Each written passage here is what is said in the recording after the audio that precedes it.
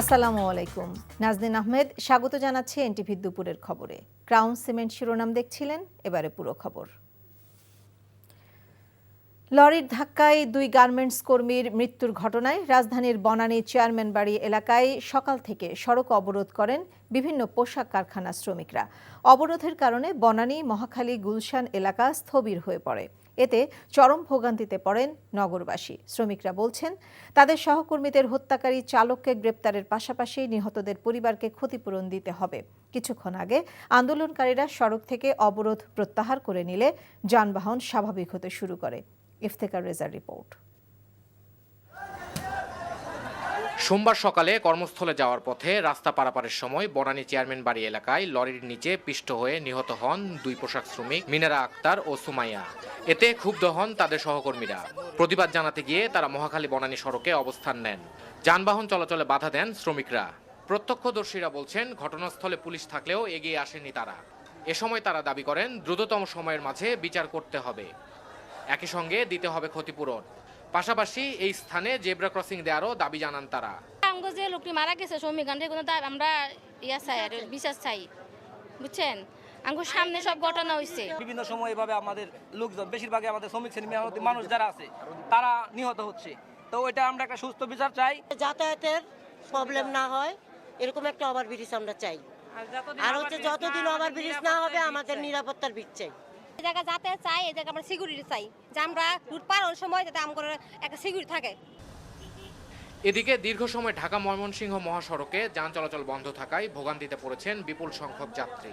6:30 থেকে এখনো পর্যন্ত, এখন বাজে প্রায় 12:30টার মতো, এখনো দাঁড়ায় আছি আমরা এখানে 5 ঘন্টার মতো। অতএব আমাদের অনেক কাজকর্ম ফালাইতে হয়, এখানে আমরা দাঁড়ায় আছি। সকাল 7টা থেকে আমরা বয়স্ক মানুষ এইভাবে বাসের মধ্যে বসে আছি, গরমে কষ্ট পাচ্ছি। প্রশাসন কি করছে? এতক্ষণ সময় লাগে এটা সমাধান করতে। 7:30 আটকে পড়ছি, এখান থেকে কোনো গাড়ি, একটা গাড়ি মুভ করতে দেয় না। আমরা বেরোতে হতে পারছি না, কিছু করতে পারছি না। ঘটনাস্থলে উপস্থিত পুলিশ কর্মকর্তা জানান, ঘাতক ট্রাক ইতিমধ্যে আটক করা হয়েছে। ক্ষতিপূরণের ব্যাপারটি গার্মেন্টস মালিকদের সাথে কথা বলে ঠিক করা হবে। চালককে গ্রেপ্তারের বিষয়টা প্রক্রিয়াধীন আছে, ইনশাল্লাহ দ্রুততম সময়ে আমরা গ্রেপ্তার করে ফেলব। আর দ্বিতীয়ত পয়েন্ট যেটা ছিল যে এই মৃতের জন্য কিছু ক্ষতিপূরণের ব্যবস্থা করা, এই বিষয়ে আমরা বলেছি যে এই বিষয়ে আমাদের পুলিশের কোনো ফান্ড নাই বা কোনো ক্ষতিপূরণ খাত নাই। আমরা কনসার্ন যে অথরিটি আছে, বিজিএমইএ কর্তৃপক্ষ, এই গার্মেন্টস কর্তৃপক্ষ বা মোটর ওই যে ড্রাইভার যে গাড়িটার আঘাতে মারা গেল, তাদের যে কর্তৃপক্ষ, তাদের কাছে আমরা পৌঁছে তাদেরকে আমরা বিষয়গুলো, ক্ষতিপূরণের বিষয়গুলো উত্থাপন করব। অবরোধে দুর্ঘটনাস্থলে 2 পাশে যানজটের সৃষ্টি হয়েছে। ফলে বনানী কাকলি ক্রসিং ও আমতলী ড্রাইভার স্টেশন দেওয়া হয়েছে। দীর্ঘ 7 ঘন্টা অবরোধের পর মৃত গার্মেন্টস কর্মীদের ক্ষতিপূরণ সহ 3 দফা দাবি মেনে নেওয়ার আশ্বাসে অবরোধ প্রত্যাহার করে নিয়েছেন শ্রমিকরা। Iftekhar Reza, NTV news, Dhaka.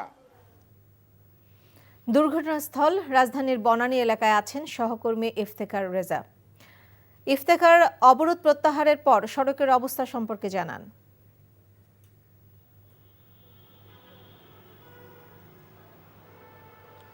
ধন্যবাদ।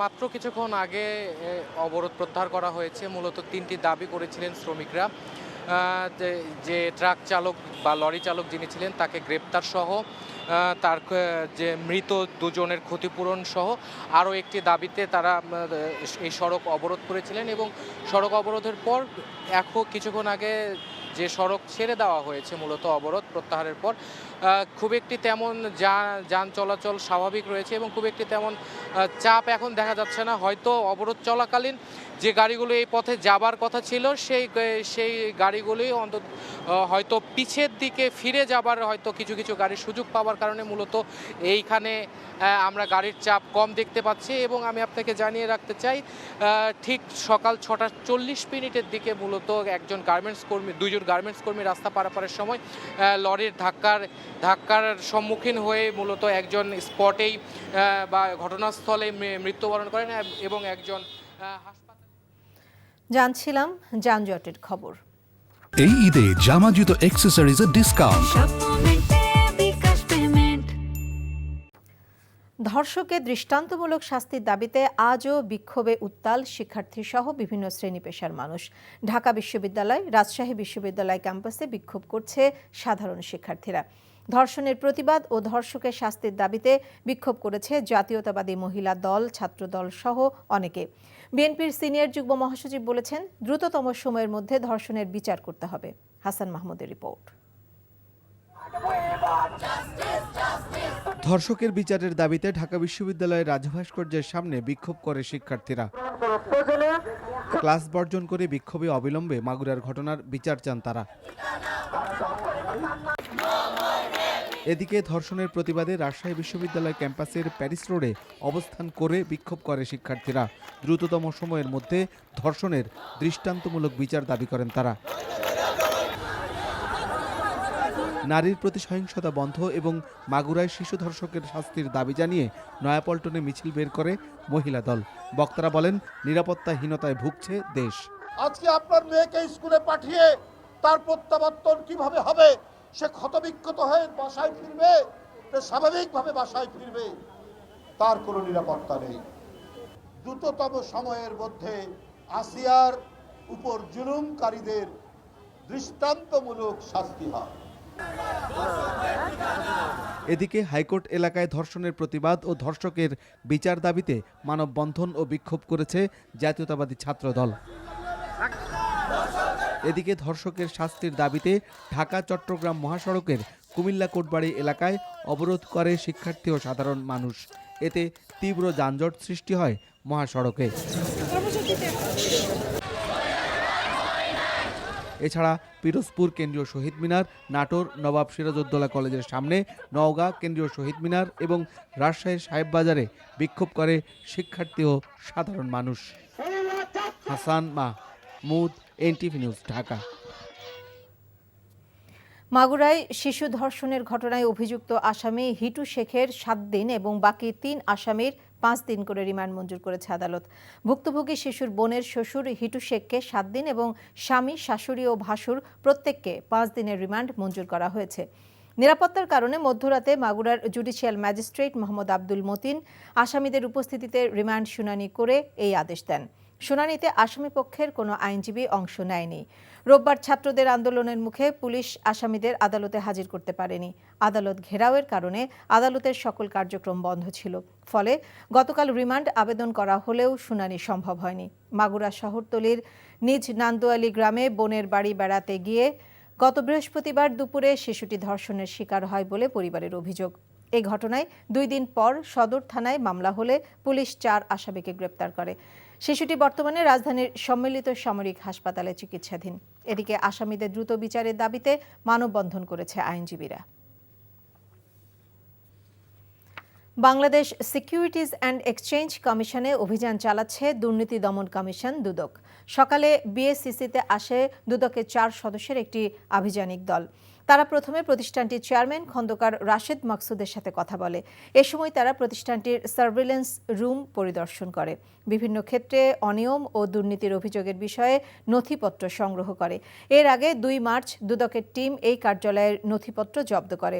আইপিও অনুমোদন সংক্রান্ত নথি, কোম্পানির দাখিল করা প্রসপেক্টাস, নিরীক্ষা ও অন্যান্য কাগজপত্র পর্যালোচনা করে। বিএসসিসির চেয়ারম্যানের পদত্যাগের দাবিতেও কর্মবিরতিও পালন করেন প্রতিষ্ঠানটির কর্মকর্তা কর্মচারীরা। এমন পরিস্থিতিতে অভিযান চালাচ্ছে দুদক। কারাগারে রাজবন্দীরা বাসার খাবার খাচ্ছেন এবং কারাগার থেকে মোবাইলে বাইরে যোগাযোগ করছেন। গণমাধ্যমে প্রকাশিত এমন খবর সত্য নয় বলে জানিয়েছেন কারা মহাপরিদর্শক ব্রিগেডিয়ার জেনারেল সৈয়দ মোহাম্মদ মোতাহের হোসেন। রাজধানীর বকশীবাজারে কারা সদর দপ্তর আয়োজিত সংবাদ সম্মেলনে তিনি একথা জানান। কারা মহাপরিচালক জানান, কিছু কিছু সংবাদ মাধ্যম অনুমান নির্ভর তথ্য প্রকাশ ও ব্যক্তি বিশেষের উদ্দেশ্যে হাসিলের জন্য সৎ, যোগ্য এবং কর্মোদ্যমী কর্মকর্তাদের হেয় প্রতিপন্ন করে সংবাদ প্রকাশ করছে। কারা অধিদপ্তর কখনোই প্রকৃত সংবাদ প্রকাশে বিঘ্ন সৃষ্টি করবে না এবং প্রকৃত অপরাধীদের বিচারের আওতায় আনতেও পিছপা হবে না বলে উল্লেখ করেন তিনি।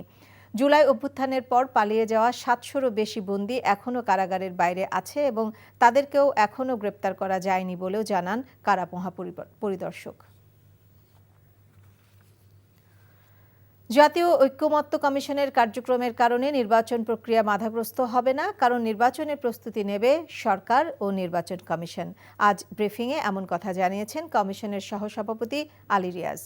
ঐক্যমত্য কমিশনের সহসভাপতি বলেন, বিভিন্ন সংস্কার কমিশনের সুপারিশ বাস্তবায়নে রাজনৈতিক দলের সাথে আলোচনা করা হবে।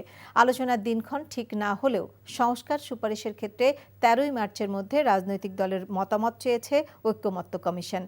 জাতীয় সনদে কি থাকবে এবং কমিশনের কার্যক্রম নির্বাচন প্রক্রিয়াকে দীর্ঘায়িত করবে কিনা এমন প্রশ্নের জবাবে আলী রিয়াজ বলেন, সেটির সম্ভাবনা নেই।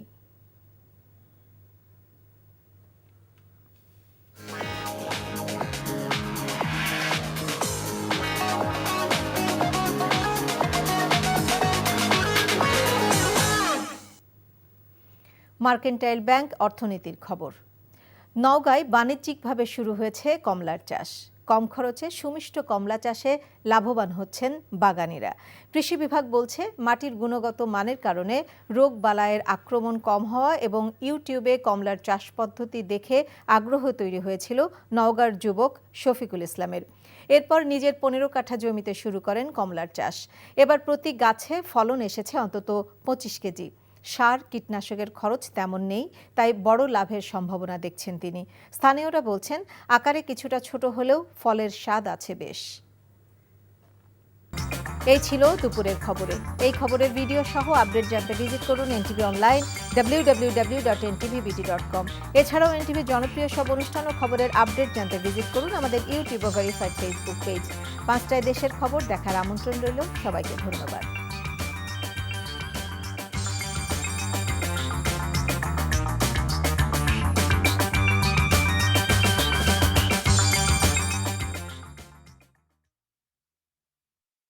এই ঈদে জামা জুতো অ্যাক্সেসরিজের ডিসকাউন্ট।